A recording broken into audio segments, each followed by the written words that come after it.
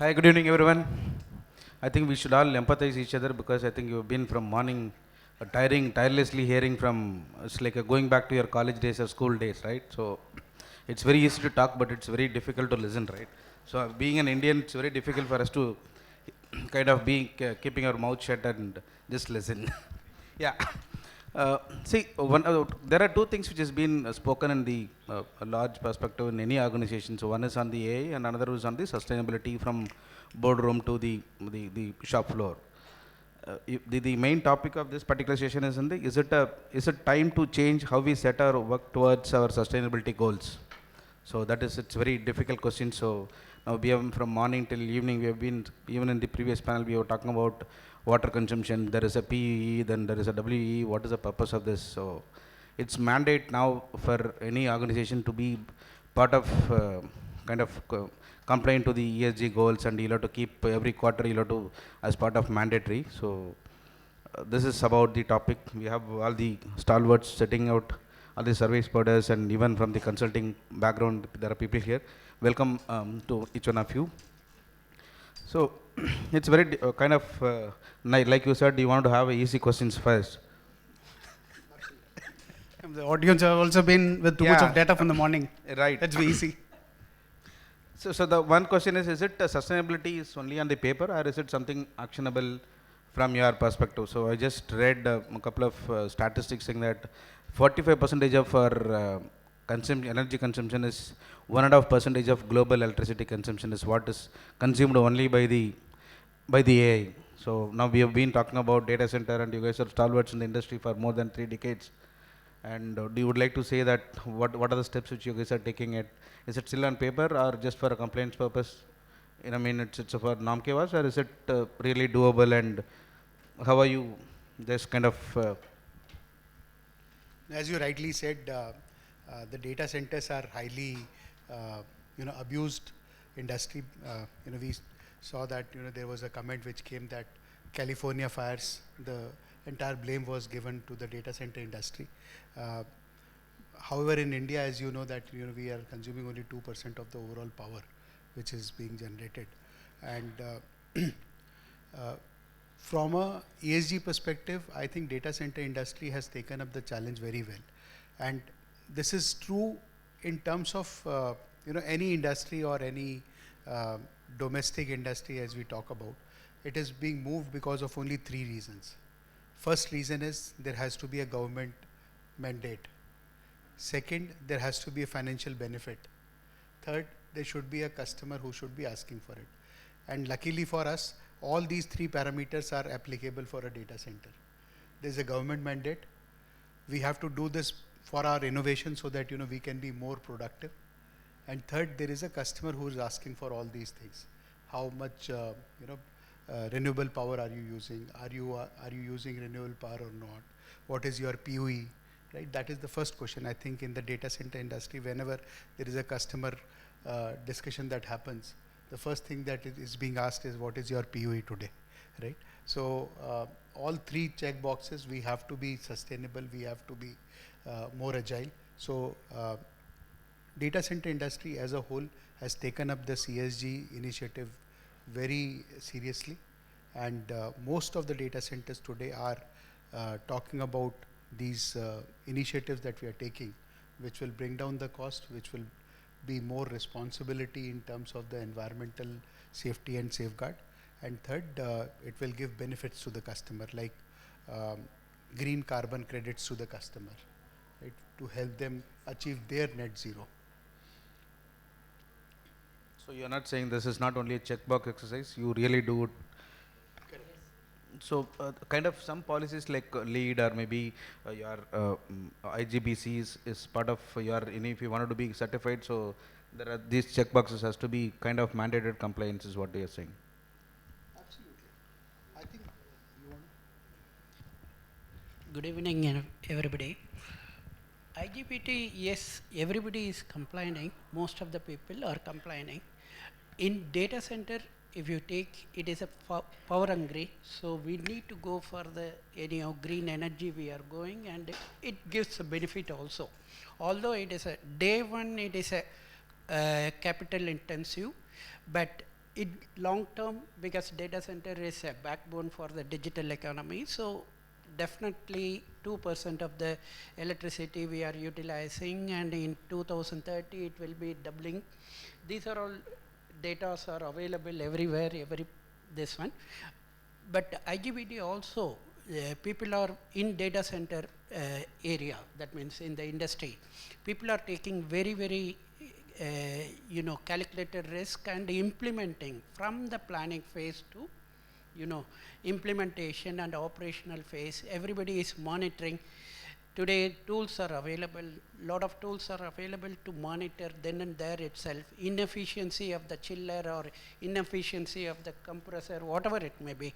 It can be identified in a minute, or in a easily we can able to identify, because of if at all any VFD failure, we can able to find out easily, because these are all monitoring continuously. Why? Number one, if I ask me, it is a selfishness also, because cost of that, if at all anything is failure, we need to immediately attend the problem and solve the problem. One is customer, second one is we cannot burn our finger with that, because over consumption of power, or PUE, as rightly said, Amit has told, PUE is very important. So day in, day out, our job is to monitor how the things are going on. Any breakdown is happening, if at all there, we want to sort out within 4 hours, within 2 hours. That way we used to work. So that way it is very, we are in this industry, IGBT also that means we are implemented and we are following also. Yeah, thank you, sir. If I may add, probably data center industry is one industry which was able to adapt to the latest trends or latest efficient technology which was coming from the market. The last technological solutions which the previous panel members were talking, it has been very new to whole country for us, but it was implemented in the other Asian countries, outside the globe, other countries and all much earlier. But the way we have adapted that, it's a testimonial for our adaptation. To answer your particular question, I may opine that we may need to customize the IGBC or the LEED certification more relevant to the data center projects, because these projects have the own set of challenges, be it PUV or WEV, or I would also term it as sustainability index. Something index have to be developed, like how we can rate our projects, and also a third party like IGBC or LEED can rate them and declare them, telling what is the sustainability index which we are achieved in our project.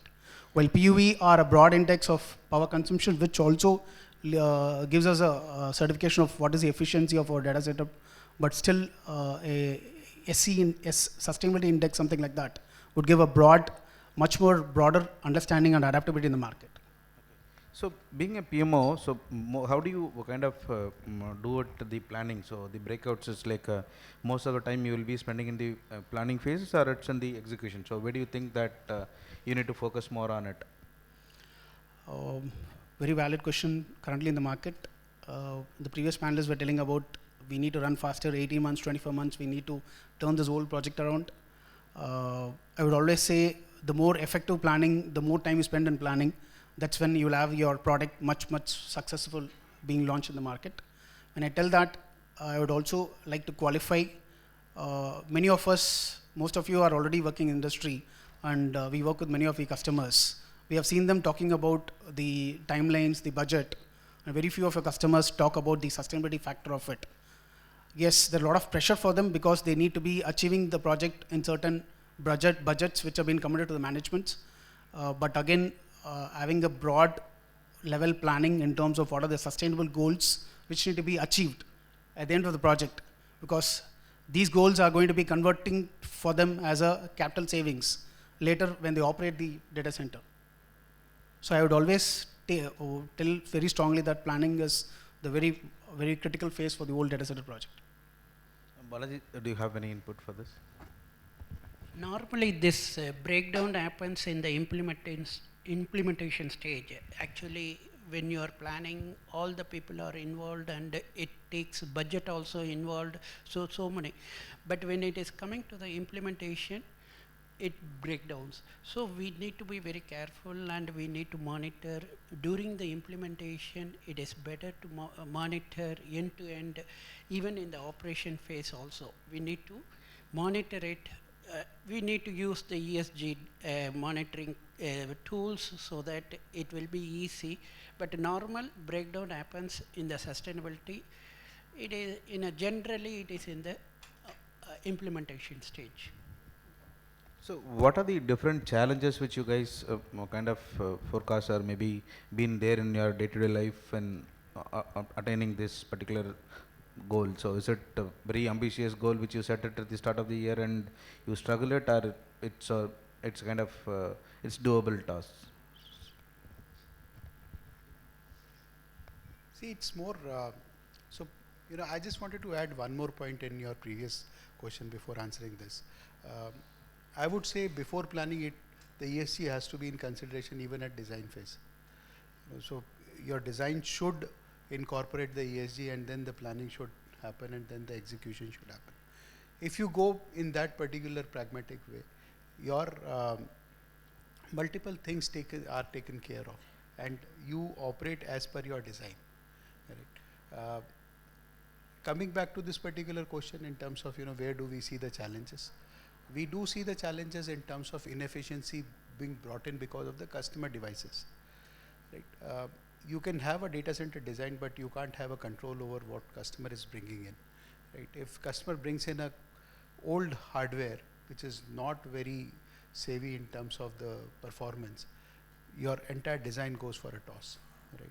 You design a data center today, people are talking about high density data centers, right?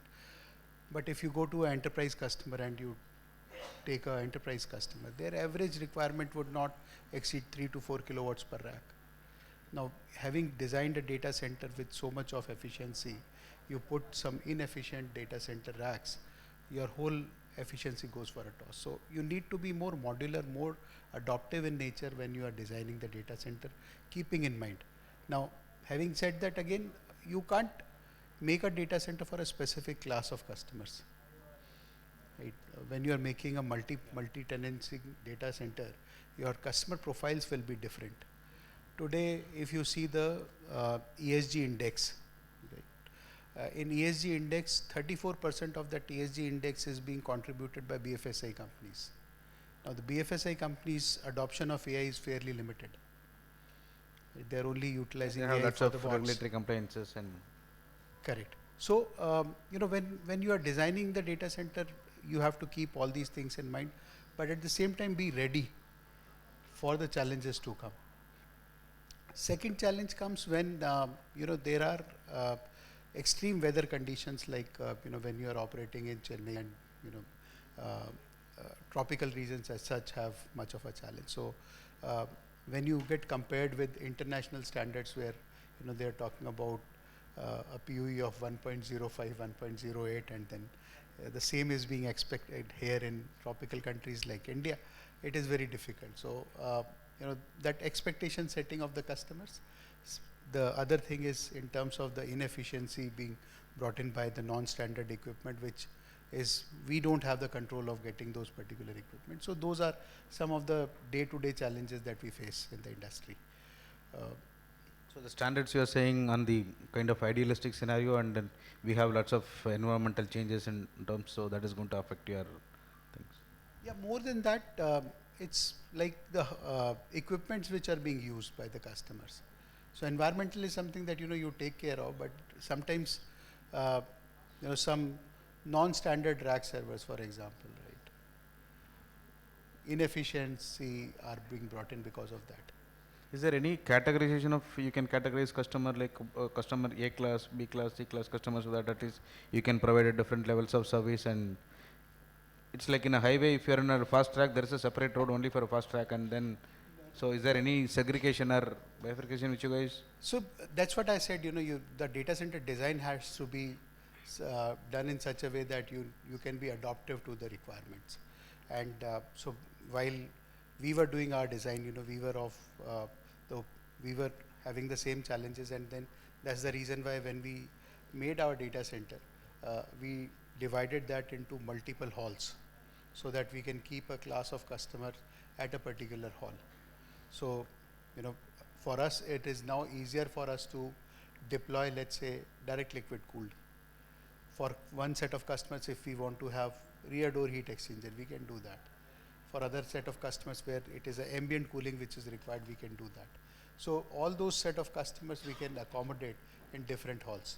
Not very efficient today, but I'm saying that slowly the automation, slowly the knowledge will be increased so that we'll be able to accommodate multiple customers in the same data hall also by doing some more innovative things. But today it's more of a physical segregation that we have adopted. Well, you have any input for this topic? No, it is for the what are the challenges which you face, and how do you do you have any kind of mechanism to segregate customers like what he has mentioned? So Yeah, we can accommodate in our data center. We can able to accommodate liquid cooling also or immersion cooling also, and even now we are running with the air cooled chillers. We are running, and cold air and hot air containment is there. These are all we can able to accommodate, but having said it broadly, we can make a different hall like BSFI customers. We different altogether is a different requirement. We need to do the caging and other things. Their real estate requirement will be the more than the others like that. We can do that, but having said that, we cannot classify in a very, very small category, but we want to, in a broader category, we can able to classify, we can work on that, that's it. So I have heard that you have already predefined sets of goals before even during the design phase. So as a senior leader, so how do you embed this as part of your organization's DNA? So you have a constraint from the different customers, but as part of your organization's DNA, how do you kind of embed this into your organizations or systems? So Shiva, we at CBRE have a separate team who focuses on E.S.G and we advise our customers. So we always believe this has to be a top-down approach, where it starts from the topmost person in the office, in the organization, where he sets the goals very clearly, not only the budget, also in terms of what is the sustainability goal the project has to achieve. I think that is one key driving factor which many of the European companies have compliances which they need to satisfy before even they start building it. Probably at a policy level decision from the government level in terms of compliances, under management directive in terms of the E.S.G goals which have to be achieved, and in terms of technology adoption, the CTO or the CFO, when they select the process or the equipments which is going to go into a data center, and when it comes to the on-site construction, what are the measures we take to control, or what are the latest technology what we use, like green concrete or all other E.S.G friendly materials. That these are the steps I think we need to be giving more attention going forward. That's one way we can try to improve. I think you touched upon a very important point. So whatever cannot be measured, monitored, cannot be controlled, right? So what kind of digital technologies you guys kind of implement as part of your thing, so that at least it can, technologies like digital twin, AI, we have spoken for years now. So what are how technology is helping you to kind of either to comply with the sustainability, or helping you to identify what are the root causes? Is there anything technology is helping you in your operations? See, like Balaji mentioned, as far as our overall performance is concerned, PUE and WUE is something that we monitor as a complete, from an operation perspective only. So most of the activities are being monitored and managed at an operational level. That what is the efficiency that we are bringing in. The other aspects like sustainability or in terms of the certification, that is again a process-oriented thing that we implement within our data center. That whenever we are going in for a new facility, it has to comply to those particular certifications. It has to be IGBC or UGBC, right? Similarly, when we are talking about the carbon credits that we are able to generate, So we are also getting our data center enrolled into UNFCCC so that we can pass on those particular benefits to the customer. So when we get into such kind of agencies, when we get into such kind of certifications, from an operational perspective, whatever things that we need to comply are already there in the guideline. And then from the monitoring perspective, we have our regular BMS systems, we have our data center DCIMs, which monitor the performance of Is our it for data center. reactive or it's kind of proactive, which it gives you the prediction and kind of it helps you to kind of remove any unnecessary breakdowns? See, during the design phase, it is always like digital twins, which will give you a predictive analysis, and it will give you the scenarios. But most of the time, the proof of the pudding comes during the operation phase. So we do have this predictive, which helps us in better designing. But finally, when we are running, what are the different challenges? What are the different external factors? They do. So this won't be possible without your supplier collaboration or audit and incentives. How do you kind of improve the accountability with your creative different stakeholders in your supply chain? Maybe your suppliers or maybe your contractors and service providers. See, this is a complete ecosystem. As rightly mentioned, that it has to start top down, and when it is top down, all the stakeholders are given their charter. Whether it is a ecosystem partner, whether it is your supplier, whether it is your internal buying pattern, your finance organizations, your operations team. So everybody has a charter to deliver, and that's the reason why everybody contributes to the thing, which cumulatively helps to achieve the E.S.G goals.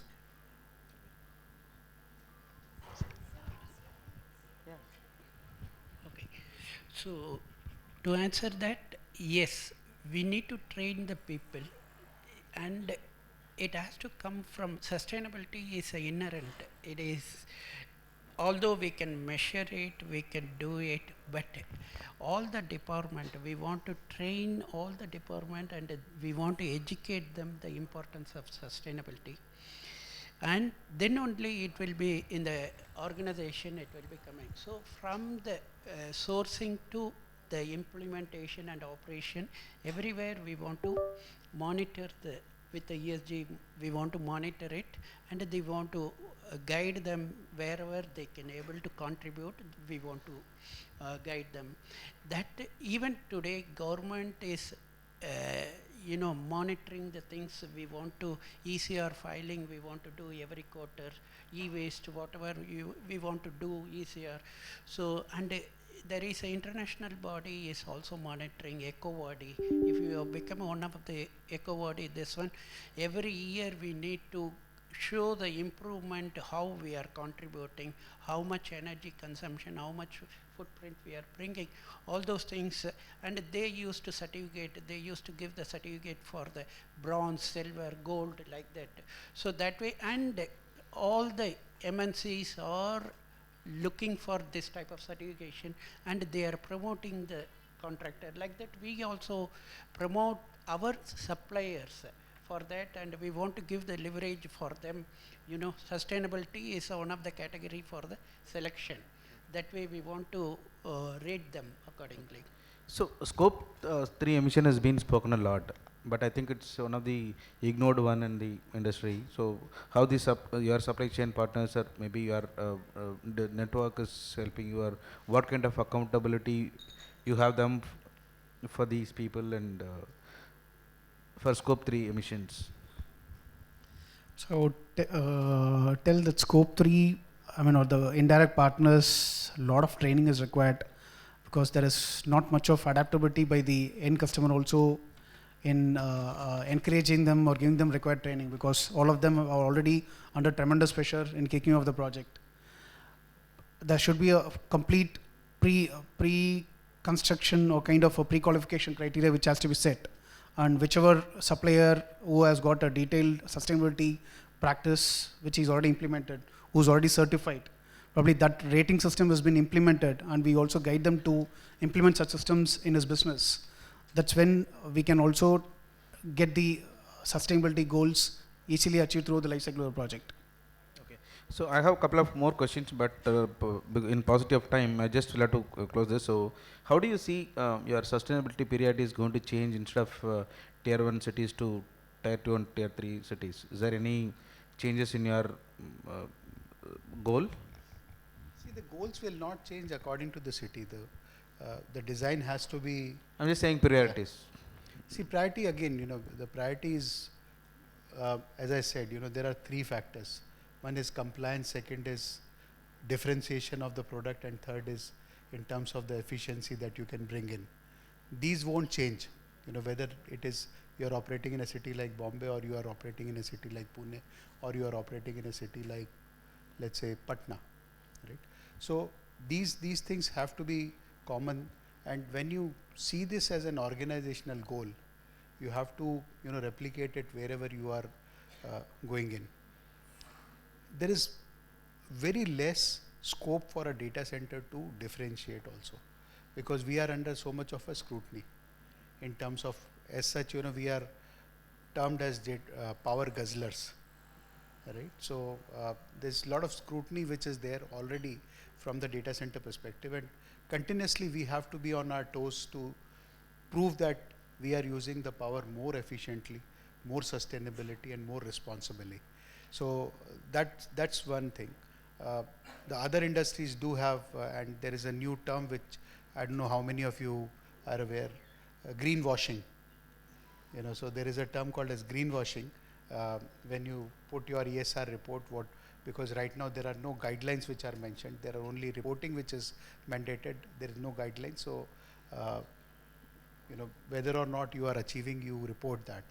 So that is greenwashing. That's a main concern today. But from a data center perspective, I can assure we are under tremendous internal scrutiny itself, that we have to bring our PUE down to safeguard our interest. As rightly mentioned by Balaji, we ourselves are very greedy people. So so we have to put our PUE down.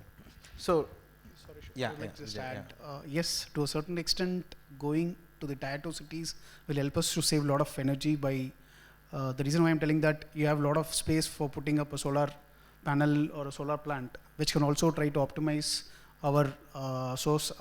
We can also cut down the burning of the biofuels and all. Certain case studies already there, which have been implemented by Google or the European countries, where they have purposely gone out of the main cities and set up the data centers in the tier 2 or tier 3 cities, where they're able to optimize. One is because of the land costs, and second is in terms of optimizing the capital investments also. one last question.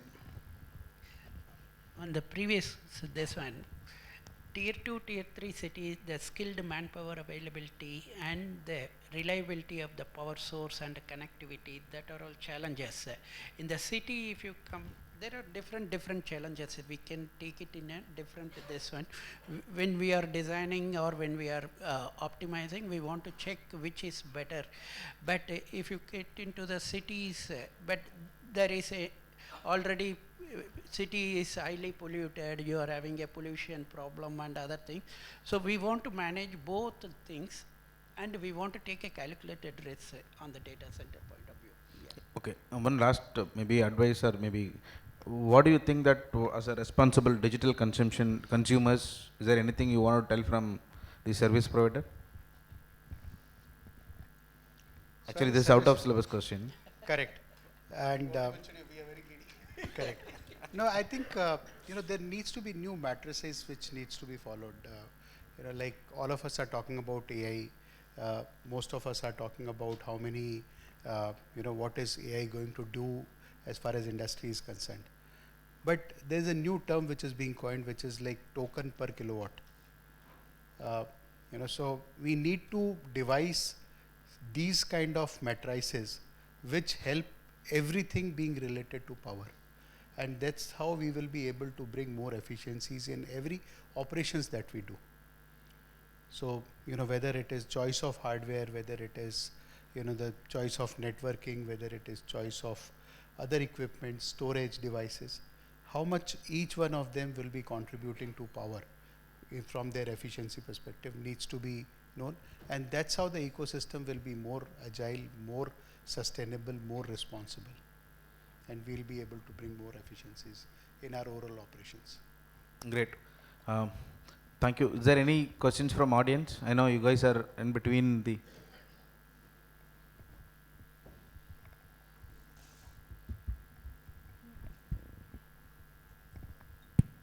Good evening, sir. I'm Shiva. I'm from working as a senior manager in the CISA InfoSec from Bangalore. My question to panels that, from morning we are talking about the data center, a lot of things. So how the cyber security insurance is evolving in the data center? Just want to know. Thank you. Yeah, I think that is one portion which you have missed out. It's very important. Thank you, Shiva, for bringing it. Thank you, sir. Cyber security is in very advanced stage. Actually, that too, if you take it in India, we are already, it is in advanced stage. We are using AI for that, and we are having a multiple layers of monitoring the things, security levels. So I think you people can be least bothered about that. There is no threat of our data, and we are having a policies, ISO 27000 or ISO 27017 or 18. These are all very strictly monitored, and all the data center people, they cannot afford to do, it is all credibility. It is a commitment from the industry that we are maintaining your data, so no breach can happen that way. So we are very much in an advanced stage, if you ask me. We used to, that means almost 40% of our energy in the security only we are spending, debate and discussion and other things. So I can say in one line that in India, if you ask me, most of the data centers are in the advanced stage and they are well secured. Okay. I think she is already there. So thank you very much. You've been a very accommodative panelist. Thank you very much. I guess you guys have been a very kind of wonderful audience. Thank you very much. Thank you, W.Media, for the opportunity. Thank you.